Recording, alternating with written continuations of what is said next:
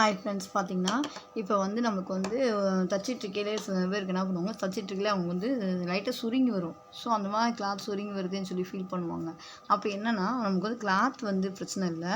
இந்த சின்ன ஒரு மிஸ்டேக் தான் என்னென்னா, நம்ம ஊசி வந்து ரொம்ப ஷார்ப்பாயிடுச்சுன்னா, நம்ம கிளாத் வந்து பிடிச்சி இழுக்கும். ஸோ அந்த கிளாத் பிடிச்சி இழுக்கிறது அப்படின்னா, நமக்கு டென்ஷனோ எதுவும் பண்ண வேணாம். ஜஸ்ட் அந்த நம்ம ஊசியை மட்டும் சேஞ்சஸ் பண்ணோம்னா நமக்கு வந்து நீட்டாகிடும். அப்படி மீறி அதுக்கப்புறம் பார்த்தீங்கன்னா, அப்புறம் வந்து நம்ம ஸ்க்ரூ பண்ணிக்கலாம். இப்போ ஸ்டிச் பண்ணி நான் பார்த்தேன்னா, எனக்கு நீட்டாக வந்துடுச்சு. நான் இந்த மாதிரி தான் நான் ஊசியை சேஞ்சஸ் பண்ணிடுவேன். சில பேர் என்ன இந்த டென்ஷன் இதாக இருக்கும், அதை பண்ணிகிட்டு இருப்பீங்க. ஸோ அதை பண்ணாதீங்க. ஃபஸ்ட்டு எடுத்தோடனே நீங்கள் வந்து ஊசி தொட்டு பாருங்கள், ஷார்ப்பாக இருக்கா இல்லை நீட்டாக நம்ம நார்மல் ஊசியாக இருக்கான்னு. சில ஊசி நம்ம தச்சிட்டே இருக்கனால ஷார்ப் அதிகமாகிடும். அப்படின்றப்ப நம்ம கிளாத் வந்து பிடிச்சி இழுக்க தான் செய்யும். ஸோ அந்த மாதிரி டயத்தில் நீங்கள் என்ன பண்ணுறீங்கன்னா, இந்த மாதிரி சேஞ்சஸ் பண்ணி பாருங்கள். உங்களுக்கு வந்து அது நீட்டாக கிளியர் ஆகிடும்.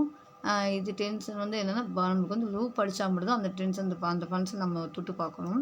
இதுக்கு வந்து நம்ம அதுக்கிடையில் நம்ம எதுவுமே சேஞ்சஸ் பண்ணக்கூடாது. நம்ம டேரெக்டாக போயிட்டு நம்ம மிஷினில் ஊசி ஷார்ப் இருக்கா ஷார்ப் இல்லையா, ஸோ அந்த மாதிரி பார்த்தீங்கன்னா உங்கள் கிளாத் நீட்டாகிடும். ட்ரை பண்ணி பாருங்கள்.